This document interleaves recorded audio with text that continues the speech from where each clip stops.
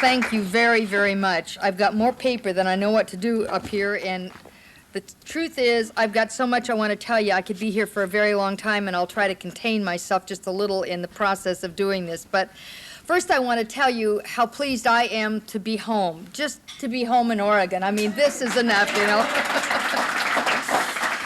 I'm also pleased to have the opportunity to speak to you, all of you, on issues that are close to each of us in this room. Now, it's pretty unusual, I think, when you have to move all the way to Boston to meet a new gay friend at Harvard who puts you in contact with two of his friends from Oregon, and they get you back to speak for G.L.U.E in Lincoln City. I mean, I think, you know, you got to really work to put that one together, so I thought that that was a pretty amazing process, and I'm delighted to have a chance to speak to this organization as one of the newer gay and lesbian organizations in the state. I'm excited to see you organized and working over here, and if there's anything good that came out of Measure 9 and 13, it was the organization that was done for gays and lesbians and their friends and families and supporters from across the state. But I have to tell you, as a national board member of the Human Rights Campaign, I travel all over this country now in support of the issues for gays and lesbians and reaching out to do the work of the Human Rights Campaign, which I feel very strongly about. At major events in Houston and Los Angeles, Chicago, San Francisco, Washington, D.C., New Orleans, Detroit, I have watched hundreds of thousands of dollars raised in support of what I believe is this nation's most pressing civil rights issue, to bring the issue out of the closet into a place of equity and fairness and dignity in this country. In state after state now, community after community, consciences stir and are awakened as Americans really began to understand the prejudice, the intolerance, injustice, and the pain that has been heaped upon the gay men and lesbians of this country and their families. And no matter how intolerant or mean-spirited people like Jesse Helms and Lon Mabon continue to be, they will not turn back the clock. Too many Americans now have seen the faces and heard the voices of their fellow Americans who just happen to be gay. The issue is now about real people, and the polling done in this country reflects the very clear support for fairness and equity. And one of the interesting examples is, if you take a poll right now, and Human Rights Campaign has done that, 77% of American voters now say that they think gays and lesbians should have equal rights in the workplace. And as a percentage of Americans who know they know, and this is important, who know they know someone who is gay, don't you love that? As they begin to understand that they know people who are gays and lesbians, and the number right now is 54% of Americans think that they now know, and I think that's amazing, because I'm sure it's 100%, but they don't know that.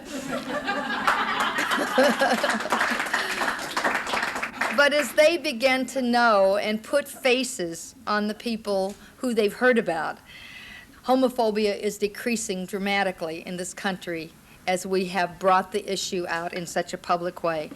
Since the 1994 elections, American voters have clearly begun reflecting such discrimination or opposition to discrimination. Anti-gay ballot measures have, as you know, here in Oregon, gone down twice. They have gone down in Idaho. I worked on the Maine initiative, and that one was defeated as well. And they billed the Maine initiative as, we won't let this happen east of the Mississippi. I thought that was, you know, I thought that was an interesting way they came about it. Anti-gay ballot measures went down. Senate hopefuls like Ollie North and Gordon Smith, who campaigned on and had the support of anti-gay positions and people, were defeated by people like Chuck Robb and Ron Wyden. Senators Robb and Wyden have publicly acknowledged in a number of very public settings that the support of the gay and lesbian community is the reason that they are in the U.S. Senate, and it's important that they have acknowledged that. In 1994, of the 13 U.S. Senate co-sponsors of the Federal Employment Non-Discrimination Act, ENDA, who were up for re-election, all 13 were re-elected.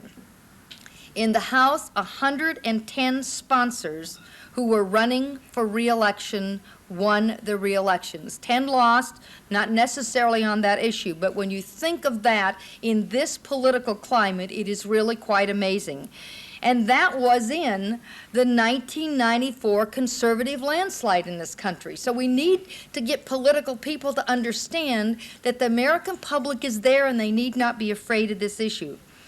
Twice as many Americans in any polling that's done right now, twice as many Americans fear an extremist right-wing agenda more than they fear the so-called gay agenda. And it's important to know that. Lesbians and gay Americans seek nothing more than a guarantee of the basic rights that all Americans expect and deserve. Rights that are still legally denied to gays and lesbians in most states in this nation. Lesbian and gay people simply seek an equal opportunity to have a good job, a decent home, and a loving family without living in fear of discrimination and violence. This is not an extremist agenda. This is a human agenda. And I support and work on this agenda nationally, as I have done for many years here in Oregon. Now, people sometimes wonder what motivates my active work and support on this basic civil rights issue. They kid me on the Human Rights Campaign Board about being the only straight. They've promised they're going to get me a heterosexual male on the board. But let me share with you a little reflection that will give you, I think, a sense of how I got here, because I think it's important for you to understand that. In September of 1987, I was honored by the American ACLU with their highest award in this state.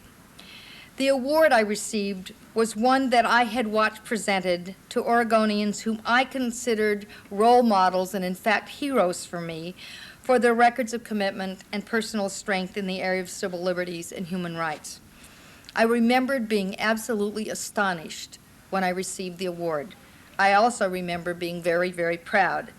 But I remembered, as I thought about it and tried to evaluate and understand how this person from a small town in Yamhill County, blue-collar roots, came and turned into some kind of a real civil libertarian. How do you get from there to where I've come? Well, I decided as I thought about it in preparation for my acceptance of the award that night that it is possible to become a civil libertarian through pure intellectual reasoning. I know it is possible to become a civil libertarian through instinctive emotional reaction. But my sense of civil rights and personal liberty says that becoming a civil libertarian is not possible unless your heart is involved. Sometimes the lessons of civil rights and human dignity are learned in moments of indignity and pain. Sometimes the lessons are learned in moments of love and warmth. Some knowledge comes through the experiences of others. The classrooms for equal rights and fairness are all around us. Some of my learning came from growing up in a home surrounded by respect and love. I had a father who did not feel shortchanged because he had no sons. He believed that girls were real people, and I grew up believing that women had worth. That is a lesson that is very, very valuable. I received a new credential of education in civil rights when my son Mike, who's with me today and who is autistic, was refused a public education, was sent home from school in the first grade, not for the day, but forever. I learned about a different kind of discrimination when I lost my adult status at age 34 because I had just gone through a divorce. As a divorced woman, I had no credit rights, no insurance rights, lost many of my legal rights, and they just disappeared overnight. And I became childlike in the way of the law at that time. I also learned something from my younger son who, when he was in junior high school, his principal said to him one day after a little encounter on the school ground, "Mark, you cannot fight your handicapped brother's battles for him." Mark looked at the principal, who cited this story back to me later, looked him straight in the eye and said, "If this is not being your brother's keeper, then I can't imagine what is." Children have a great deal to teach us. And my late husband, who was 20 years my senior, helped me to understand the era of Hitler and Joe McCarthy and the Japanese internment camps here in the United States. He shared those issues with a sense of a contemporary, rather than the perspective that most of us had learned it from in history books. I had read about it. He helped me to understand what it meant when you use the term constant vigilance. So many lessons, so many classrooms, and after a while, there were no distinctions, at least for me. Civil rights, personal liberties, human dignity, equality, and freedom cannot, in my mind, be segregated, for they belong to everyone. But these lessons can't be learned. The broad understanding cannot be gained. It cannot happen in the closet. There is no light in the closet, and such understanding cannot grow without sunshine. But we need to be clear, and we should be at this point, as more and more of us advocate openly for gay and lesbian rights, there will be a growing backlash that we are seeing today, a counter movement, if you will, that will fight this equal citizenship at every single turn. And that is clearly what is happening. The hate agenda in Washington, D.C. and here in Oregon is very, very obvious. These adversaries we face on the issues of full and equal citizenship for gays and lesbians are using tactics we have seen many times before, familiar and divisive tactics. They constantly resort to fear and to half-truths. They cite the sanctity of the home, their home and family, the morality of their positions, the biblical righteousness of their cause, plus the danger to our country of what I describe as inclusive democracy. But they will not win the eventual battle for the hearts and the minds of this country if every thinking and caring American in this country joins together to support the rights and liberties of their fellow Americans and makes that support clear both publicly and privately. But it's not going to be easy. I don't have to tell you that. Throughout my life, though, I have come to understand that adversity very often gives us the strength and the vision and the creativity that makes us the very best we can be. We often talk about the tough times building character. Some of us would like to have a little less character. About pain and loss building empathy. And for me, in my life, that has certainly been true. My personal trials, like all of yours, I'm sure, have opened my eyes to the suffering of others, have deepened my understanding about tolerance, have broadened my appreciation for those who march to a different drummer. And I hope that both the wounds and the scar tissue have helped to make me stronger and wiser. And the gay and lesbian community across this country has clearly demonstrated that very same kind of growth and wisdom. And nowhere has that been more evident than with the AIDS issue. The pain and the fear and the loss that the AIDS tragedy have brought to your community has created more caring and compassion and unity and greater dignity than anything that I have ever witnessed. Public and private courage have become the hallmarks of the AIDS tragedy. And because I knew of the compassionate and caring support systems that love and necessity had created in the gay and lesbian community, because I had witnessed that climate of special support, that was the first place I turned when Frank was diagnosed with terminal cancer. Now, I don't think that's where people generally begin looking. Maybe it was my experiences with this community that let me know that was the place I could learn what I needed to know. In an American culture that denies death much more often than it celebrates life, there seemed only one place I could find the knowledge and understanding that we needed. There seemed only one group who could help us begin this painful and important journey. And using that knowledge and understanding, together Frank and I made the decision to keep him at home and care for him there to the very end. We built a wonderful, wonderful support group. Hospice was there with us to help and to give compassion. Frank's big sunny room became a place of sharing and caring, of laughter and tears, a room filled with love and openness and truth. Frank died on Halloween of 1993, and we had completed that journey together. In January of 1995, just a year later, as I left the governorship, I also moved from the governor's residence and left behind that room and its extraordinary memories. Now, they don't let you stay because you want to stay. I would have liked to have convinced John Kitzhaber that I needed that room and that house more than he did. But after 15 months, I felt as if I were abandoning a personal sanctuary, a place of comfort, a haven for the spirit. But as I moved back to Portland, so many of my friends in the gay and lesbian community were there, setting up dinners, setting up lunches, taking me to the movie, helping me to make the transition, or I think more accurately, the transitions back into the community again. I only hope that I can return part of what I have been given. Now, many of you don't know that when I finished being governor, one of the things I did was become a volunteer. Governors talk a lot about you volunteering. Well, I became a volunteer after I left the governor's office for 3.5 months before I moved east. And I became a volunteer at our house, the AIDS Hospice in Portland. And people would say to me, I can't believe, Barbara, that you're prepared to do that kind of work yet. That must be so hard. And I said, well, I have a solution. Every time I get really emotionally upset, I go do the dishes.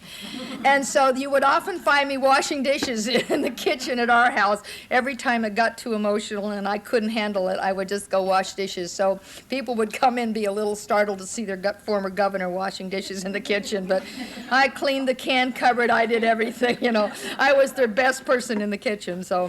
But it was a really important contribution for me to be able to turn around and make for the contributions that people had made Frank and me. I'm also doing another thing that's about that process. I am in the process, hopefully, of writing what I hope will be one day a book. Not the political book everybody thinks I'm going to write. That may come, but I got to be sure I'm through because I'm going to tell things that will never allow me to run again. But I am writing a book on death and grieving. And my sister, who was ill with cancer when Frank was dying and was not expected to survive, who is now 3 years later alive, is illustrating the book for me. So I am hoping that some of what I learned and what came to me that I'm going to be able to share back to a larger community in this country. This country has so much to learn from you about compassion and about love. And the support created out of the AIDS tragedy has grown and I think now extends far past the specific health issue to a much wider and deeper place in this culture. And in Oregon, in 1992, we had another kind of growing experience. In 1992, as our state faced the ugliness of a ballot measure that would have placed discrimination against gays and lesbians directly into our state constitution, the decent and thinking majority of Oregonians rose up, united, and spoke out on this issue as never before any place in the United States of America. Labor unions, political leaders, Republicans, Democrats, independents, business leaders, church groups, librarians, minority community leaders, educational people, editorial writers, Chamber of Commerce groups across the breadth of the state. And from every corner of this nation, help came to support the efforts in Oregon. Dollars for the campaign, letters to newspapers, threats of cancellations to our tourist industry and our convention industry, manufacturing orders put on hold, and film location decisions delayed until after the vote took place. Never have Oregonians at any time we can find in history ever been so aware of a single political issue. It overshadowed every single political campaign in our state in 1992. I remember, as many of you do clearly, the series of 12 editorials that were in the Oregonian running for 12 days straight as we neared the end of the campaign.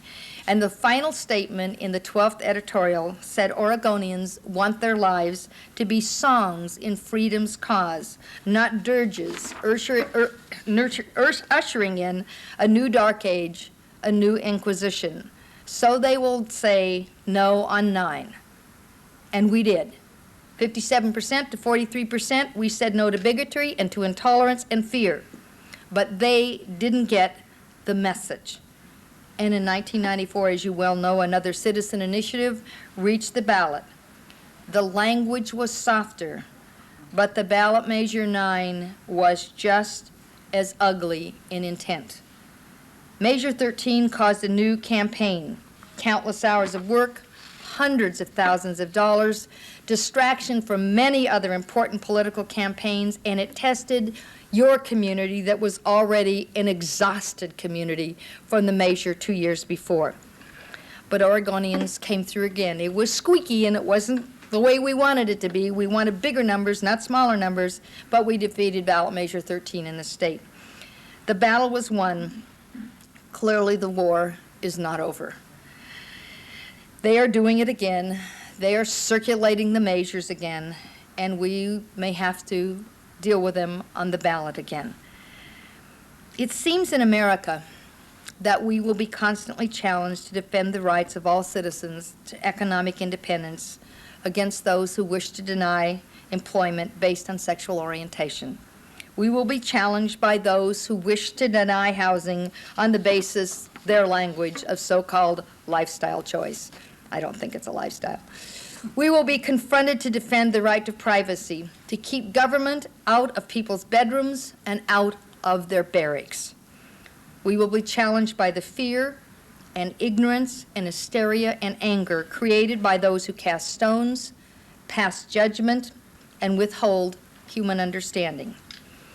And we must stand constantly ready to accept the challenge to right those wrongs. Susan B. Anthony and her struggle for women's rights made a very short but significant statement many, many years ago that always seems appropriate to me when we talk about issues like this.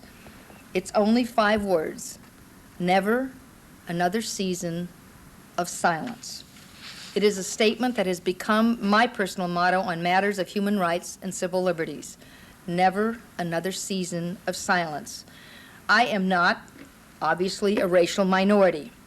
I have not experienced religious discrimination. I am not a homosexual.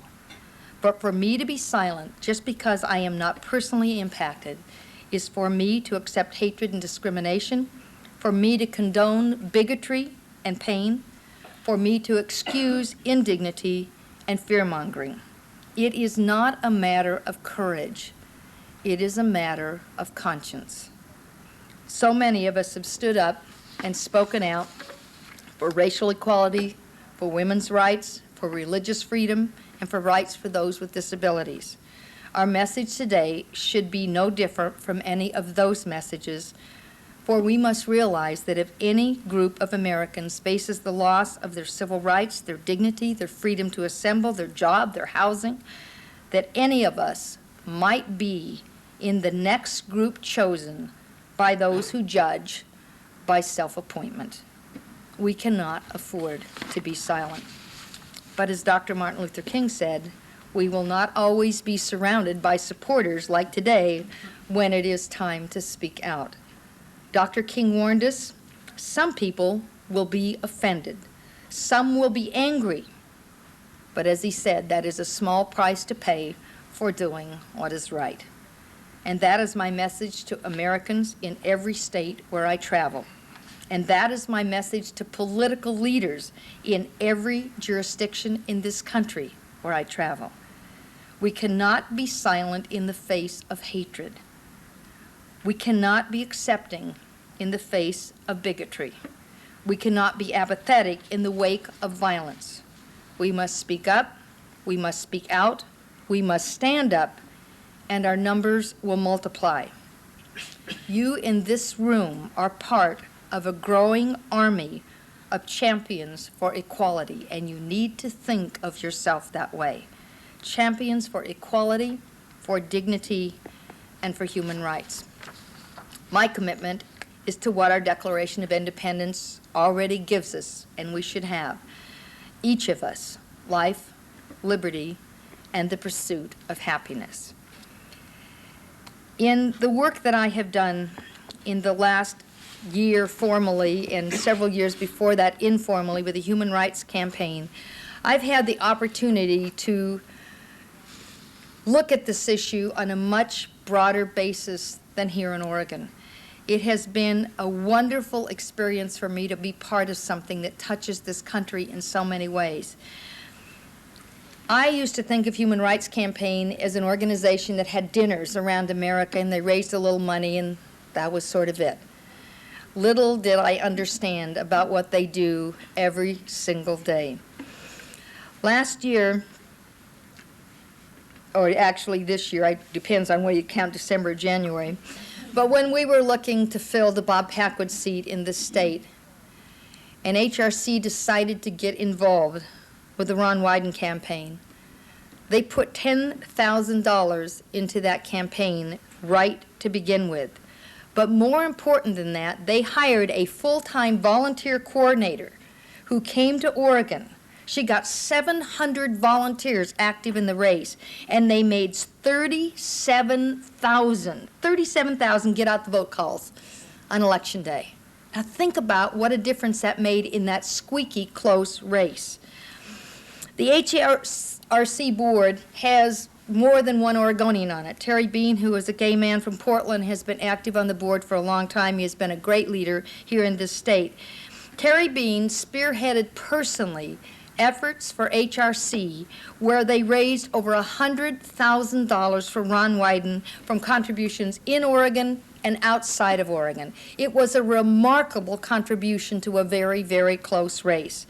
And now Senator Wyden talks about the support of HRC and of the gay and lesbian community because he knows without that he would not be in the United States Senate.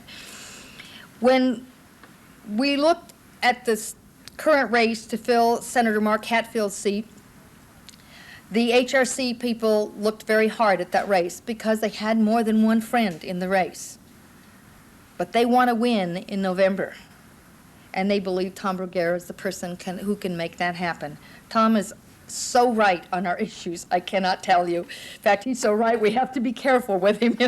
Please, Tom, don't say that. But he has been really, really there and continues to be so supportive. And HRC is actively in that race, and they have put the maximum amount of money that is allowed. And again, as we have done, as we did in the Wyden race, we are raising money all over the country from personal contributions into the Bruguera campaign. There's help there for Elizabeth First, who's going to have a very, very difficult general election this time, and they've already put $5,000 into a race, and they believe that this is a race that they're going to have to prioritize to keep someone from winning her seat that she needs, and we need her in the Congress. The Earl Blumenauer seat, support from HRC. And in this congressional district, I think this is your congressional district, HRC is involved with Darlene Hooley. They had really 3 friends in the primary, but felt strongly that Darlene's record on this issue as a city council person in West Lynn, as a legislator, and as a county commissioner where she went out in the communities of Clackamas County and campaigned against those local ballot measures, that she had earned her stripes. So Terry Bean and I worked and got her $5,000 that just arrived on Friday. She called me to let me know that it had come. And her polling numbers look good, and I think we have a chance to take Jim Bunn out of that seat, and HRC is active.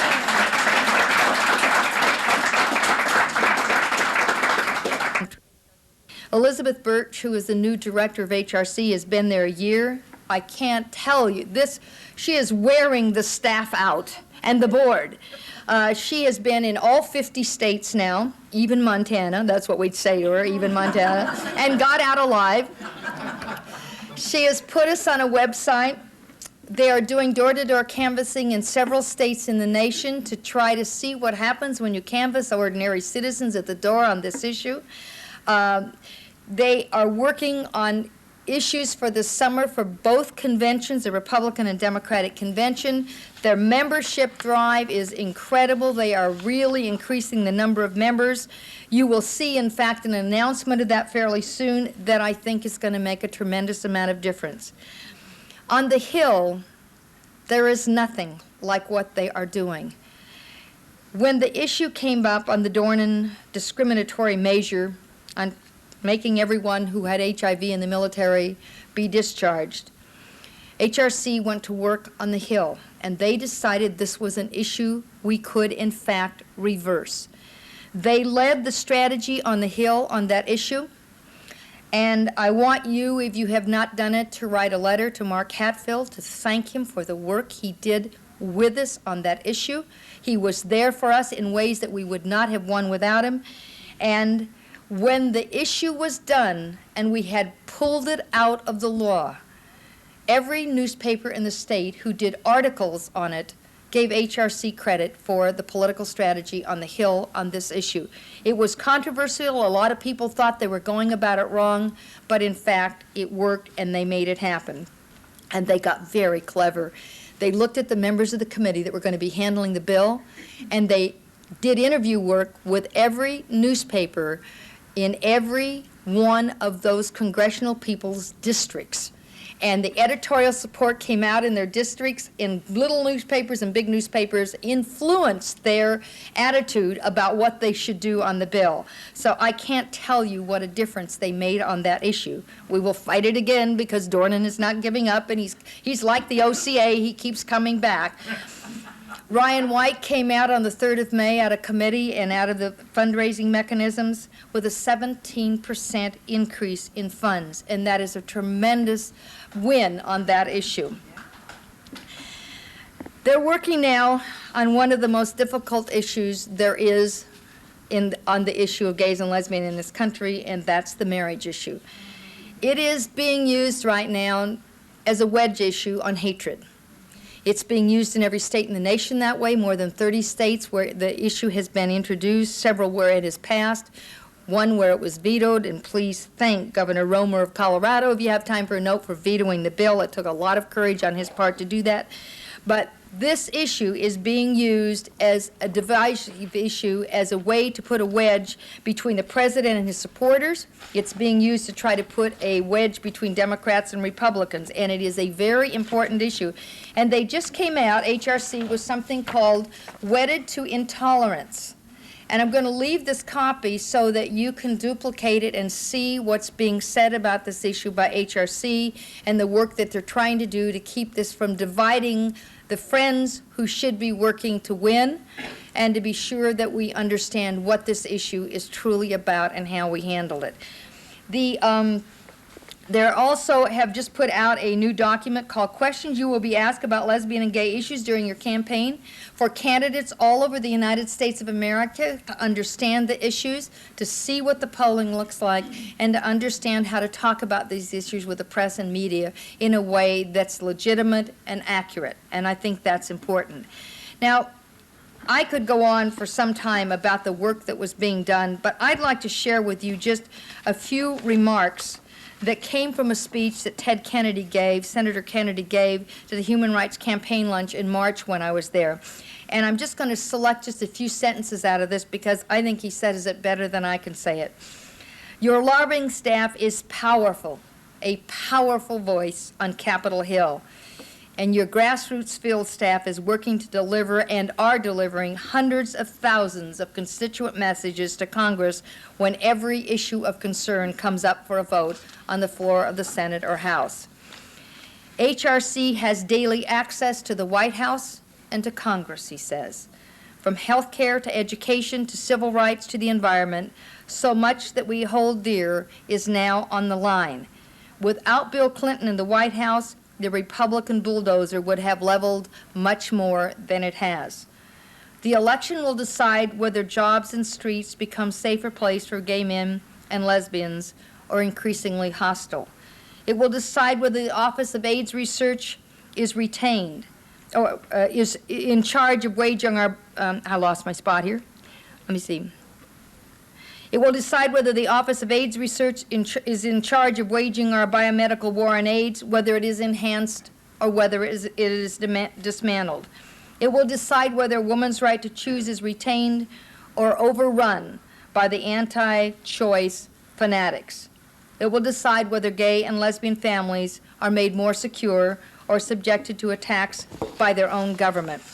And he says finally, for those imprisoned by prejudice and those liberated by pride, let it be a call to action in 1996. Take heart, take pride, and together let's take the Congress and the country back. I say let's march forward toward a future that is ours to grasp, a future where pride overcomes prejudice, where hope overcomes loss, where compassion overcomes greed, and where love makes a family. And I would add to Senator Kennedy's words, never another season of silence. Thank you.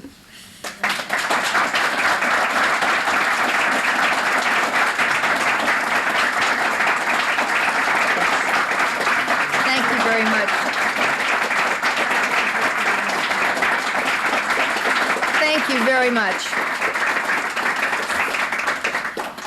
I do want you to know that out on the front table, I left a whole series of material, propaganda from HRC, but there's a lot of information that I thought might be interesting to you. The ENDA brochures are out there, the anti-gay legislation, the lesbian health issues, the AIDS, and the ENDA folders, as well as the folders for those of you who might be interested in what's going to happen in 1996. On the 21st of May, which just happens to be our primary, HRC will be announcing its election strategy and their goals for 1996 in Washington, D.C., so I'm hopeful that you will hear something about what's going on there and that we'll get the kind of attention to really kick this campaign off and understand the role that gays and lesbians, their supporters and families are going to play in this 1996 election. So please help yourself to those. I bugged HRC to get them to me by FedEx so I could bring them down today, and so I have to give them to you to be sure that I don't have to carry them back in my suitcase. So I would be happy to answer any questions that you might have on this subject that I've been discussing, and anything else that's of interest to you. Yeah. First of all, I guess I would, if you take back the HRC, I think they've done a much better job. They've done a wonderful job as far as trying to reach out nationwide on it. I wonder if you had any comments on the log cabin Republicans' analysis, I think, that said that gay and lesbian support is really more geographic than party on it. That it kind of depends. First of all, there is no question that the more conservative, the more rural, the more removed from cities that an area is, the more likely there is to be a discomfort about being open on this issue. I think it's very hard for gays and lesbians in communities to be out where everybody in the community is sort of at your elbow, as rather in a big city. I think in some ways that's much more difficult. I think it's more difficult here than it is in Eugene and Portland, for instance. And I think that's true with political people. But what we are finding as we deal with this issue is that we can't find in this state or any place else an indication that rural or city, that legislators, that local officials, and that members of Congress and the U.S. Senate lose seats because they take a position. If you look at the 110 sponsors of ENDA in the U.S. House, they came from all kinds of places, not just cities, not just coastal parts of which are more progressive for the most part on coast than they are in the South or in the center of the country. So I think that we need to make clear that this is not an issue that will cost you an election. But if it is, it's still right. I mean, if being elected and reelected is only about being elected and reelected, what is it you ran for? I mean, I used to tell new candidates, you know, why would you stand for election if you didn't stand for anything else? I mean, far better to lose an election because you took a stand of courage than because you hid what you believed in order to get reelected. I mean, I just can't tell you how important I think that is. I mean, think about the fact that I was governor of this state. What's the odds that you could be anti-death penalty, pro-environment, pro-gay rights, pro-choice on abortion? I mean, think about, even anti-term limitations. I don't think that's what makes people vote.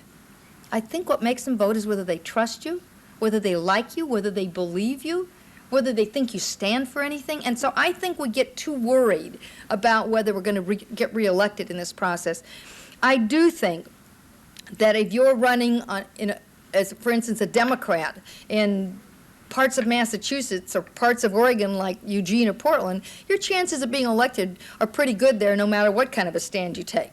I mean, there's no question you have an advantage. But I don't think this is an issue that is as city versus rural as people believe it is. And part of the issue is to understand how to make the case. When they're doing these canvassings that HRC are doing, they're doing them in some very conservative parts of the country. I mean, they're in the Midwest, and they're in the South, and they're in places, they're not liberal communities, and they're going door to door and just asking the question and being sure people understand. And when they do that, they find that if you make the issues clear, it doesn't seem to matter what people's political affiliation is, what their age is, or what their location is. So though there is some distinction, I don't think it's as much as we'd like to give it credit, though I always will say it's harder to come out in a small community than it is in a big community, because you can hide in a big community and you can't in a small community. I think, though, to look at a state like Oregon and look at the number of people now serving in public office in this state who are not only supporting gay and lesbian rights, but are also, in many cases, gays and lesbians themselves, is beginning to indicate that the public really is willing to look at this issue on a human basis, because we finally put faces to it. And when we put faces to it, when it became somebody's brother, somebody's daughter, somebody's mother, somebody's aunt or uncle, somebody's dentist, somebody's lawyer, somebody's athletic hero, we change the face of the issue. And I think it's the faces that we need to do, and if we can do that, we can change this issue in the most rural parts of this country. Way in the back. Great. Governor Roberts, first, thank you for coming today. Thank you for asking. And then I have two questions. One, your What's your real question? The real question is, we in the gay community have been very torn between Tom Rivera and his opponent, who is also a good friend of the gay community. Part of it was a viability issue, and part of it was on the issues that HRC is really connected to, that we've talked about and that I've just talked about. There is no question that Harry Lonsdale is right on gay and lesbian issues and on civil rights and human rights in that arena. There is no question about that. So is Jerry Rust. Jerry has been there as a public official for a very long time in this issue. Now, what I love is when we have this problem. This is the best problem we could have, is that we have more than one friend running in the same race.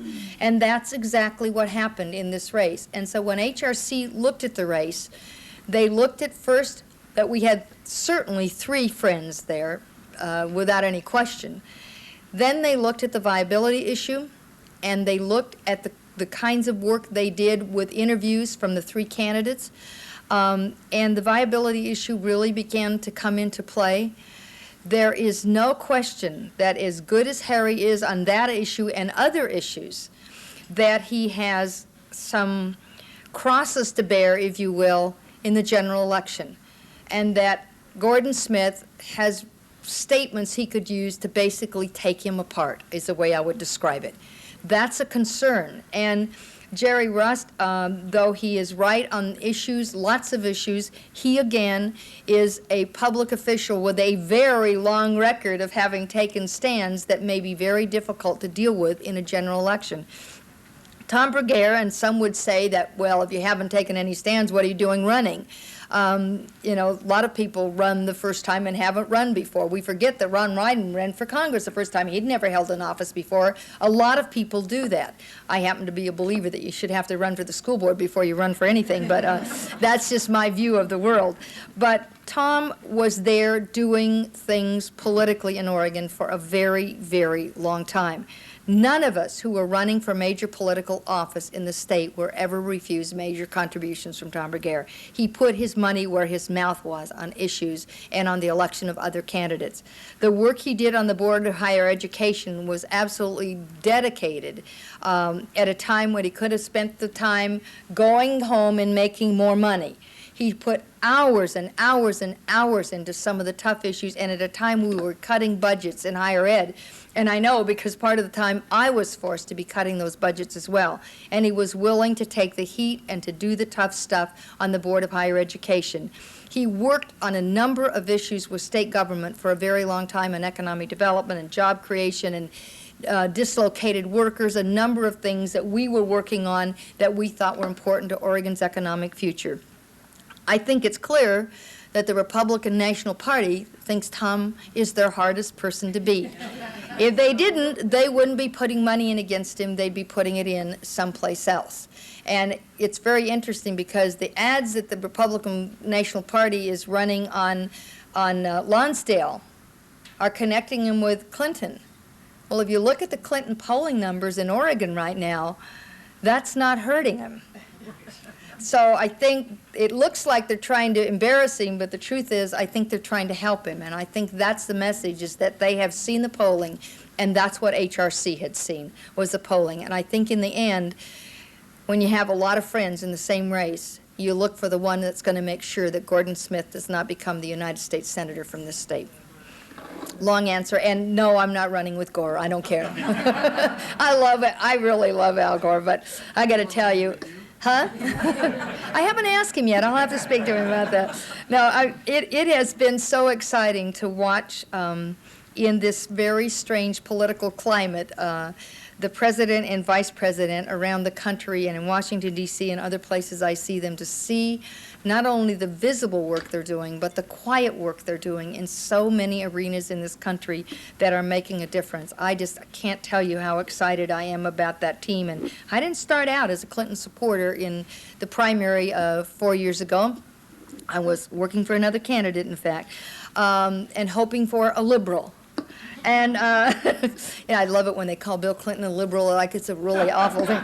And I say, well, let me think. I thought he was too moderate at the time, so now I don't feel that way. But anyway, I think that in the 1990, let's see, what is that? 90? What year is that? 2000? I don't know. Whatever those. No, it's in 1990. I think that you're going to see a very interesting upsurge in the Democratic population in this country after the aftermath of the 1994 elections. I think the U.S. House is going to go back Democratic in 1996, and I think you're going to see some of that in Oregon, and you're going to see some of that around the country. And every off-year election, every special election held in the country, including the one here in Oregon, a Democrat has won. And I think the message is pretty clear that Americans aren't very happy about what they elected in 1994. So, yeah.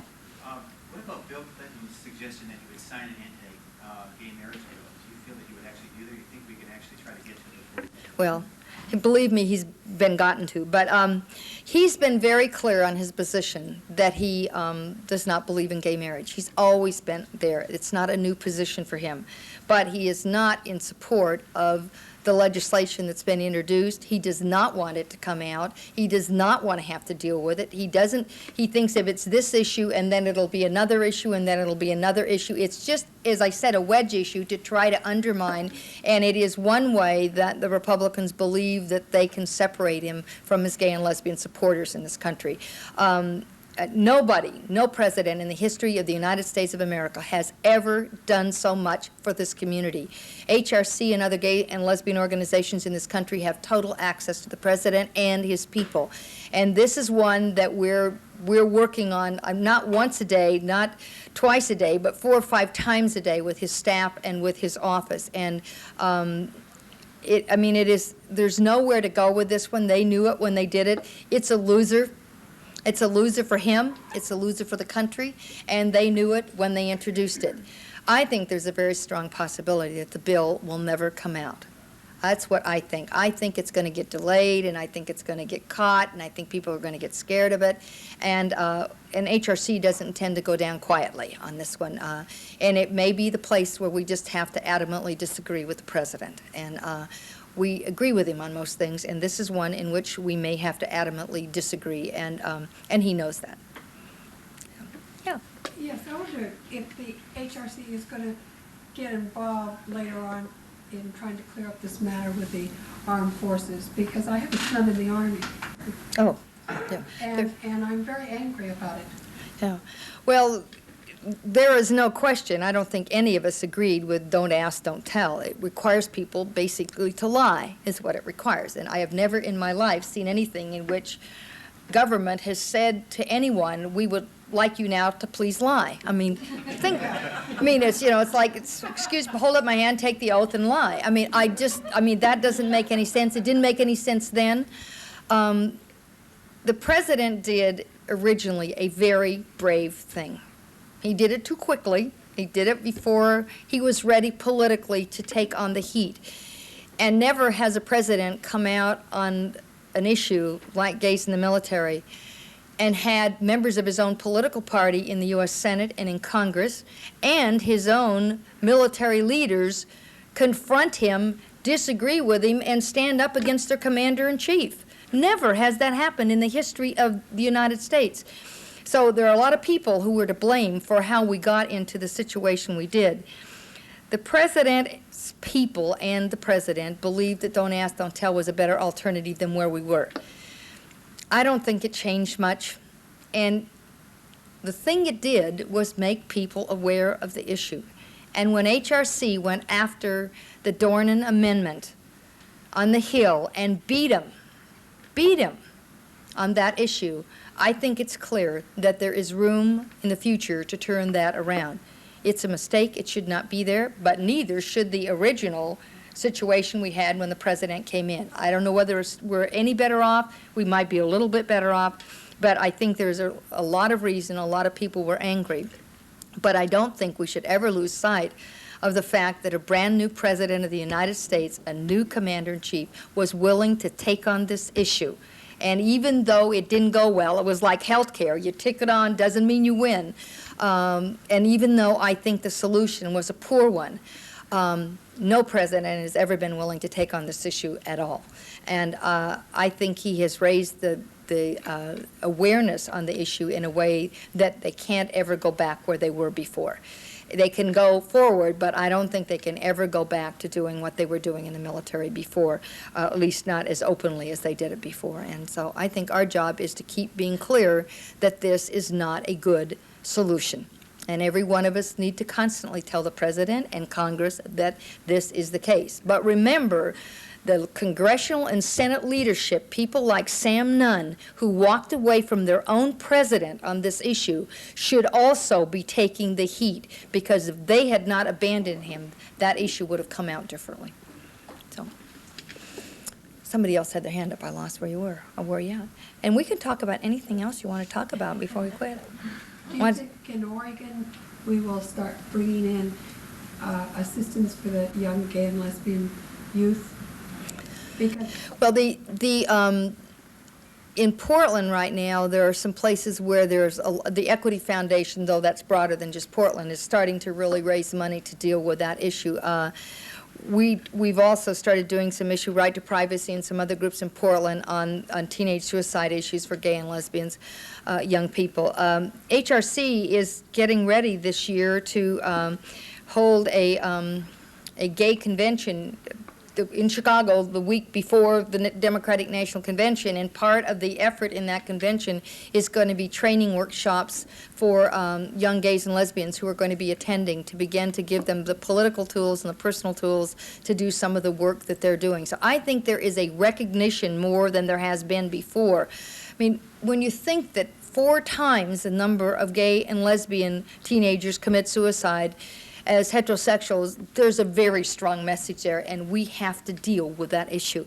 And every time a governor stands up in a state and talks about this issue like I do, I feel like I have a chance to save a life. And this is the piece that nobody remembers. If I can give dignity to gay and lesbian young people and to make it acceptable, because I'm not afraid to talk about it, I think it makes it easier for young people. And so I think this is an issue that we have to be totally out of the closet on, and I think our schools have to begin to deal with it, and we have to demand it of our schools, no matter how controversial it is.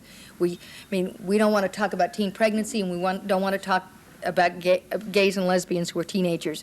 Truth is, both those things are happening in our schools, and we can't keep ignoring them, and I think it's time we said that. So I hope to be back in the state before too very long, and it would be a project I could get really excited about. So, I'll tell you about Boston real quick. Want to hear about Boston real quick? The snow got up over my waist this year. It was the highest snowfall on the ground at any time in Boston history. I've always had excellent timing. It's sort of like arriving at the governorship in 1991. You know, my timing's always been very good. It is the most lovely city architecturally I have ever been in the United States. The buildings, the houses, are absolutely gorgeous. The history is so much fun. Every time I move, I run into history in Boston. And the people who come to Harvard, God, I'm dealing with people I've only seen pictures of, and they're there, and I get to talk with them and meet them and listen to them. And so in that sense, it's a very, very exciting atmosphere. The humidity is miserable in the summer. The snow is awful in the winter. I walk 1.25 miles each way to work because I don't have a car. And when people say, why don't you get a car? I said, have you ever driven in Boston? Boston has the highest accident rate of any city in America and the highest insurance rate. And you can't park anyway. I mean, once you get a car, you park it, and then you never move it because you can never get another parking spot. So this does not make a lot of sense to me. But I have loved what I'm doing at Harvard. I work with state and local government officials from all over the nation who are basically executives, who are state treasurers and mayors and heads of corrections divisions and head of environmental agencies, and just the breadth of state and local government leaders around the country. And all of the programs I do, or almost all of them, work with that level of people across the country. So I get to meet people and learn about them. They love it that I'm a practitioner and not an academician. I didn't used to be able to say academician, but they like it because I've done hands-on government, and they can come to Harvard and learn and still be with someone who knows what it's like to be in the trenches. And it has been an absolutely wonderful experience. But I have to tell you, no matter how long I'm there, it will never be home. And that is a tremendous difference for me. All of my family's here, and the place I love is here. And though I've lived in other states, this is like a foreign country compared to Oregon. The only thing that we have in common are oceans, and ours is still more beautiful. So it has really been a life experience for me. It's been an adventure, and I'm really glad I did it. I don't know that you could ever appreciate Oregon as much as I do now after having been on the East Coast for a year and really feeling about how government works in Massachusetts. I'll tell you a long story someday. I may write a book about that. But it is so wonderful. I come home and I try to fly in the daytime, which means I have to leave very early on the East Coast because I like to come and see Mount Hood as I fly in. The mountain is the thing more than any geographical thing in the state that I miss. I did not understand that Massachusetts had no mountains. Nobody told me. And so when I got really lonesome for mountains, I figured out what I do. They ski in Vermont and New Hampshire. So I rented a car, and I went to Vermont and New Hampshire, and they have no mountains. They have hills, no mountains. So I discovered that there are no mountains there, and you can't see the ocean even when you get there. It's just incredible. So it's been a great adventure, like many other, that's what people say about bad marriages, but I can't tell you how lucky we are to be here. Even when the OCA is nipping at our heels, we are so lucky to be in this state for its beauty and its people and its warmth and its good government. Thank you very much.